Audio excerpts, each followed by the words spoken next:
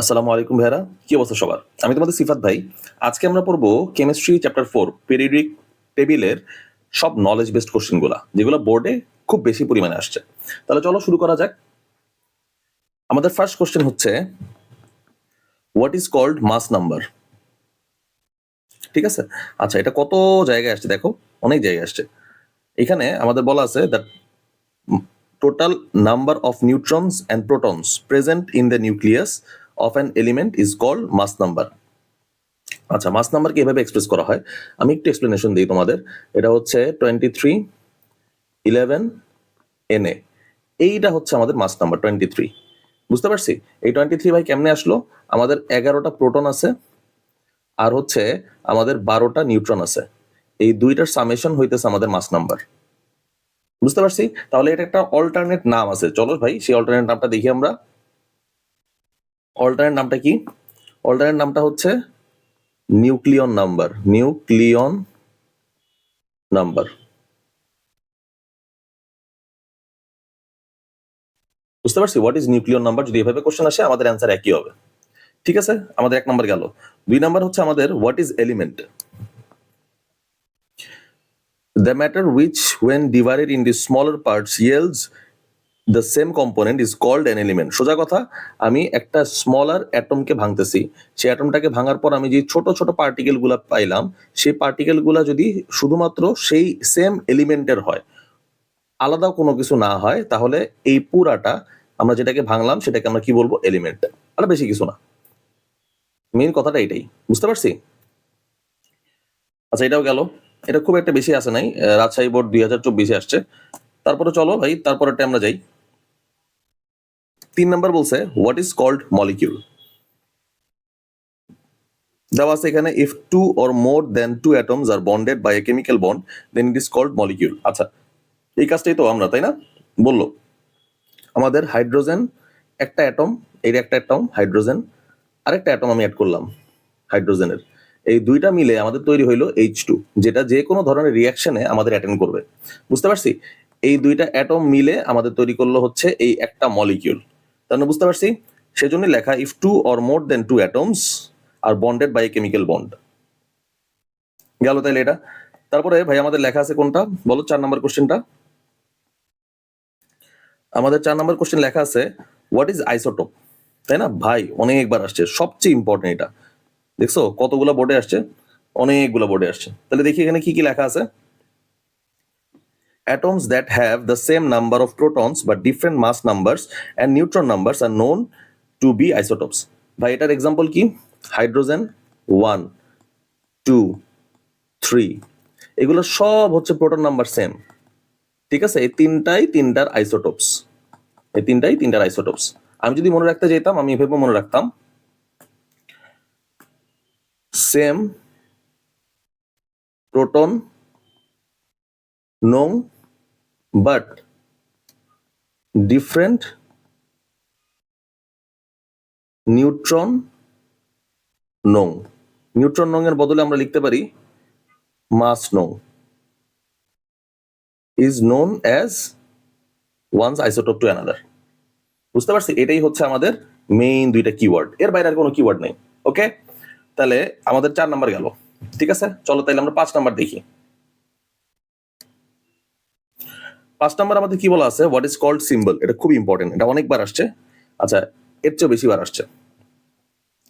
When a compound is expressed by the symbols of elements and radical along with their number, it is called formula of that compound.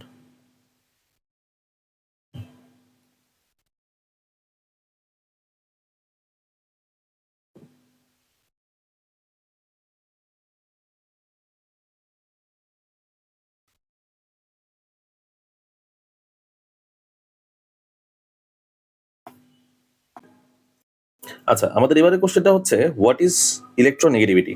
ঠিক আছে, তাহলে চলো দেখি 5 number question আমাদের কি বলতেছে।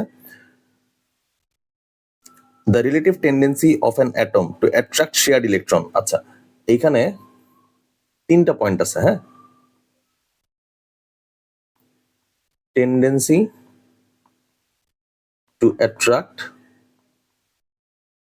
Shared electron in a covalent bond. এই তিনটা স্যাররা দেখবেই। এই তিনটা যদি না লেখো তাহলে মনে করো নাম্বার পাবা না। এখানেও তিনটা মেনশন করতেই হবে ভাই, কোনো কথা নেই। Tendency of an atom two attract shared electrons, covalent bond.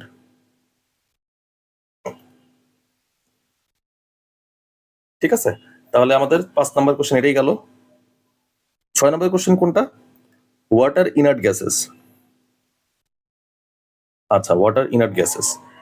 তাহলে এখানে কি কি বলছে? আমাদের ইনার্ট গ্যাস মানে হইতেছে গ্রুপ 18, তাই না? স্বাভাবিক। তাহলে এখানে দেখি তো কি কি লিখছে। Gases that remain inert or inactive while forming bonds or chemical reactions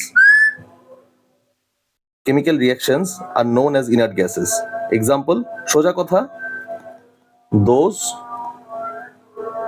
generally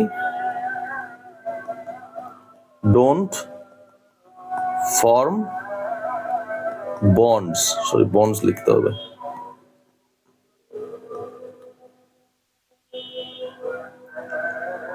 That means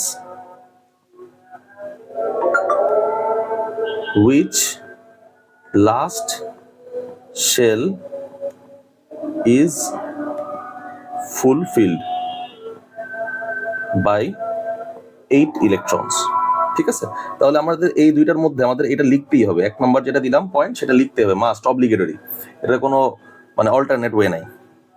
example চাইলে দিতে পারো, নাও দিতে পারো, এক্সাম্পল দেওয়া টাইম ওয়েস্ট আমার মতে। তারপর হচ্ছে হোয়াট ইজ ইলেকট্রন অ্যাফিনিটি। আচ্ছা, খুব ইম্পর্টেন্ট জিনিস। ওই যে আমরা লিখে দিছিলাম at gaseous state, first of all gaseous state থাকতে হবে।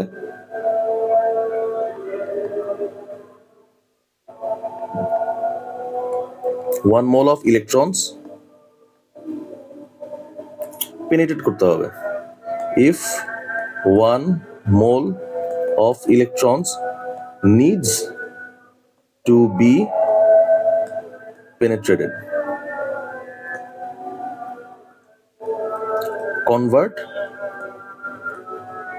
negative ion, amount of energy excreted। এইগুলা ভাই লিখতেই হবে, আর কোনো কথা নাই। এখানে যতটুকু লিখছে তার মধ্যে এই 5টা পয়েন্ট যদি না আনো, যে কোনো জায়গায় আমাদের এই অনালাইজ বেসড কোশ্চেন আসলে 5টা পয়েন্ট সারা দেখবে। Amount of energy emitted is known as আমাদের ইলেকট্রন অ্যাফিনিটি। ঠিক আছে, তারপরে লেখা আছে হোয়াট আর মেটালয়েডস। তাহলে দেখি হোয়াট আর মেটালয়েডস এর মধ্যে কি লেখা। Elements that have intermediate properties of metals and non metals such as sometimes give up electrons and sometimes accept electrons are called metalloids। ঠিক আছে, যেমন হচ্ছে সেমিকন্ডাক্টর যেটা ইউজ করা হয়। এক্সাম্পল হচ্ছে আমাদের সিলিকন। বুঝতে পারছি, এক্সাম্পল হচ্ছে আমাদের কই সিলিকন, এই যে সিলিকন। মেটালয়েডস এর মধ্যে কি লিখবো? মেটালয়েডস এর দুইটা প্রপার্টি আছে, ওরা হচ্ছে ইলেকট্রন দিতেও পারে, ডোনার, ইলেকট্রন ডোনার, আর একটা হচ্ছে ইলেকট্রন সামটাইমস রিসিভার, দুই ভাবেই কাজ করতে পারে। আচ্ছা, জেন্ডার ওয়াইজ বললে আমরা বলতে পারবো হচ্ছে এরা বাই। বুঝতে পারছো, জিনিসটা অড শোনায় কিন্তু মনে রাখার জন্য বেটার। আচ্ছা, তারপর হচ্ছে হোয়াট ইজ কল্ড মেটাল। আচ্ছা, বাই খালি দেখা যেতেছে ভাই, পুরো তো খারাপ ভাববে আমারে। আচ্ছা, what is called metal, those elements which are fragile can be cut with knife, produces metallic sound when stroked are called metals। 3টা পয়েন্ট পাইলাম। ঠিক আছে, 1 নম্বর পয়েন্টটা কোনটা? ফ্র্যাজাইল মানে হচ্ছে সলিড ফেজে থাকতে পারে, এটা ইনজেনারেলি সলিড ফেজে থাকে, সেজন্য তো ফ্র্যাজাইল। তারপরে কোনটা? Can be cut with knife, can be cut with knife. তারপর কোনটা ভাই? Produces metallic sound. ঠিক আছে, এটাই আমরা বলতেছি হোয়াট ইজ কল্ড মেটাল। চলো তারপর একটা যাই, হোয়াট ইজ কল্ড হ্যালোজেন। আচ্ছা, এখানে কি বলা আছে? হ্যালোজেন হচ্ছে group number 17। Group number 17 elements located in the group number 17 of the periodic table, fluorine, chlorine, bromine, astatine, which can be found in sea water। আরেকটা হচ্ছে 1 নম্বর, 2 নম্বর হচ্ছে sea water পয়েন্ট। তারপরটা হচ্ছে which can produce sea salt are called halogens। এটা হচ্ছে C ওয়াটারে পাওয়া যায়, found, আর এখানে লিখলাম প্রডিউসেস, দুইটাই লিখে রাখলাম। তারপরটা দেখি what is called transition element. The elements whose stable ion has incomplete d orbital is called transitional elements such as তোমার স্ক্যান্ডিয়াম না, আমাদের জিঙ্ক ট্রানজিশনাল এলিমেন্টস না।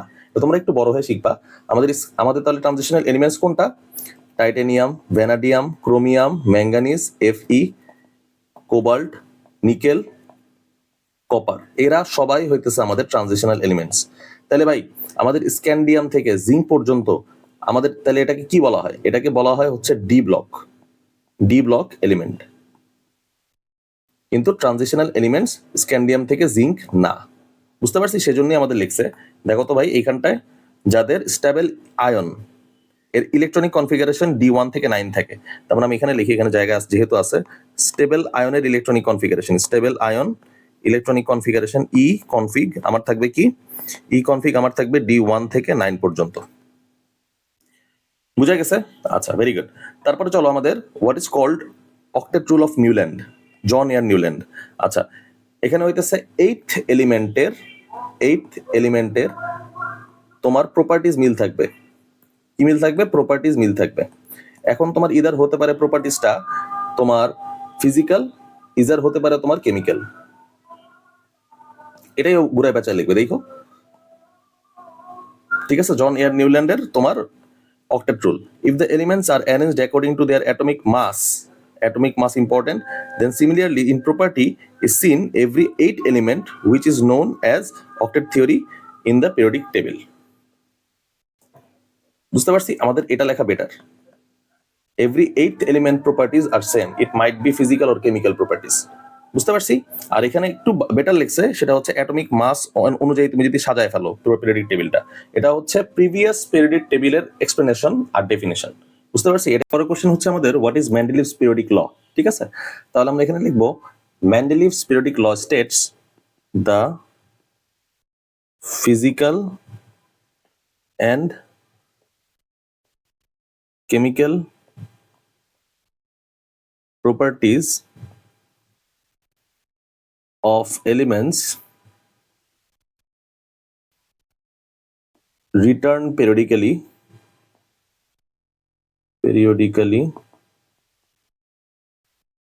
with the increase of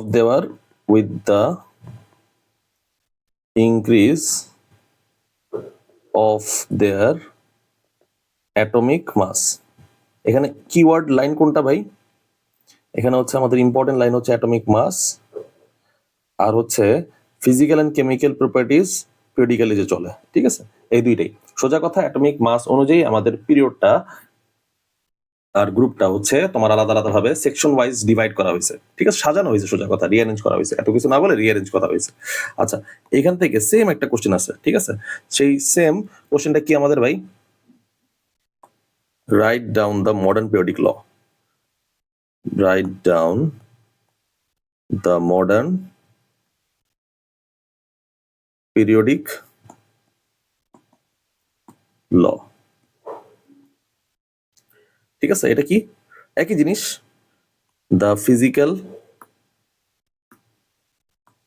physical and chemical properties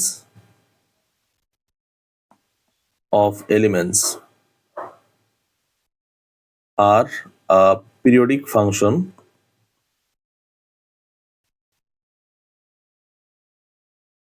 of their atomic numbers.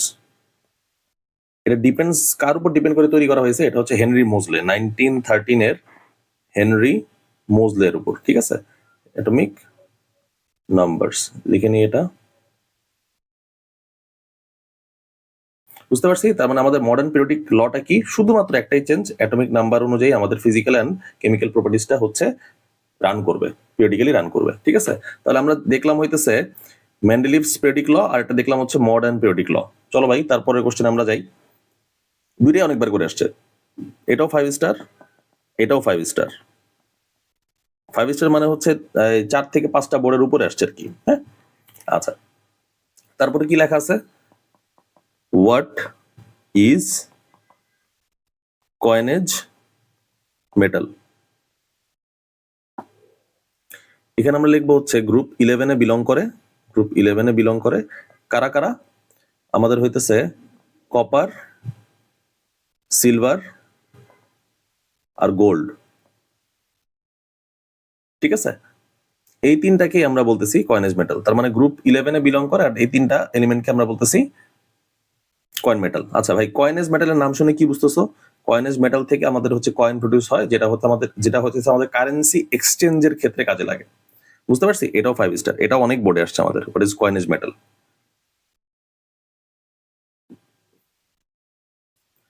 তারপর আমরা দেখি what is called a period. It is important. What is called a period?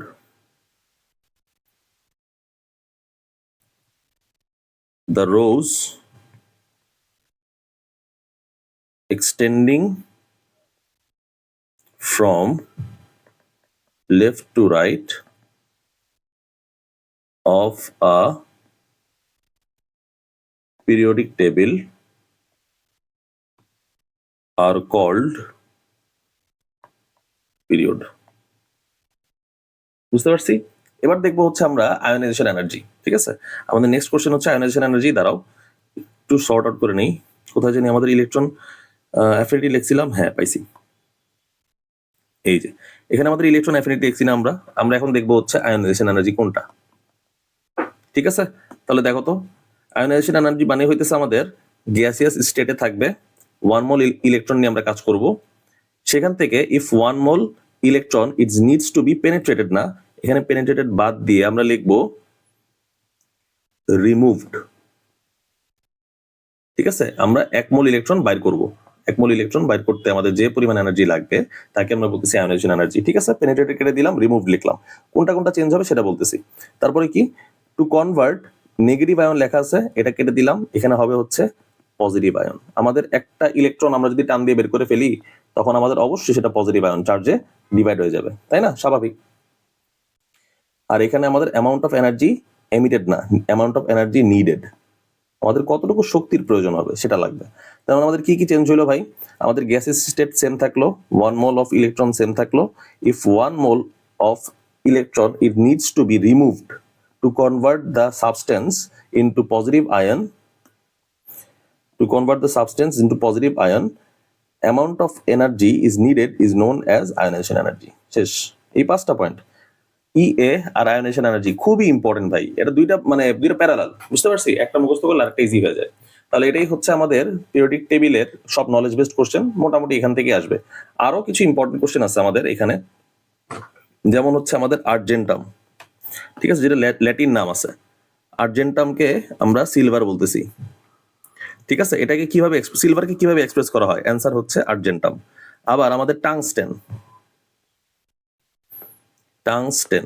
এটা আমাদের কিভাবে এক্সপ্রেস করা হয়? এটা হচ্ছে আমাদের উলফ্রাম, এই ডাব্লু দিয়ে এক্সপ্রেস করা হয়।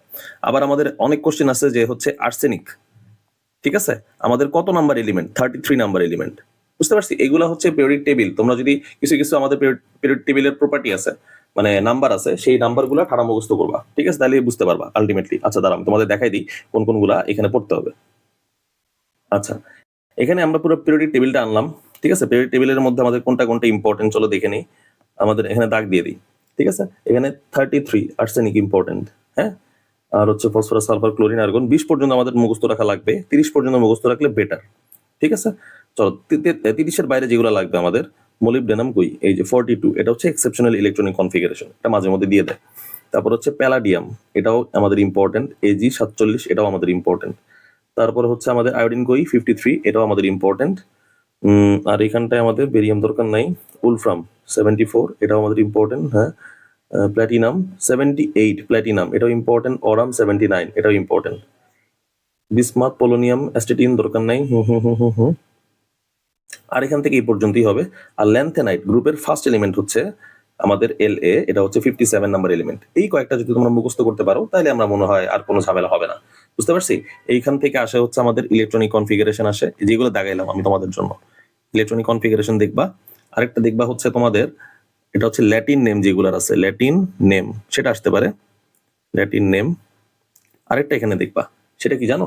আর ল্যাটিন নেমের পর আমরা দেখব হচ্ছে তোমার হ্যাঁ হাউ টু এক্সপ্রেস এই তিনটা যদি ফাইন্ড আউট করতে পারো, হাউ টু এক্সপ্রেস, আর এইগুলোর মধ্যেই, ঠিক আছে, এর বাইরে কিছু আল্লাহর রহমতে পড়া লাগবে না, এগুলোর মধ্যেই পড়লেই হবে। এই তিনটা যদি আইডেন্টিফাই করতে পারো তাহলে ইনশাল্লাহ এখান থেকে কোনো নলেজ বেস কোশ্চেন আটকাবে না। তাহলে আজকে এই পর্যন্তই ভেড়া। আজকের ভিডিওতে আমরা কভার করছি পিরিয়ডিক টেবিলের নলেজ বেস কোশ্চেন। মোটামুটি সবই মনে হয় বুঝতে পারছো। ভালো থাকবা, ভালো মতো প্রিপারেশন নাও। আল্লাহ হাফেজ।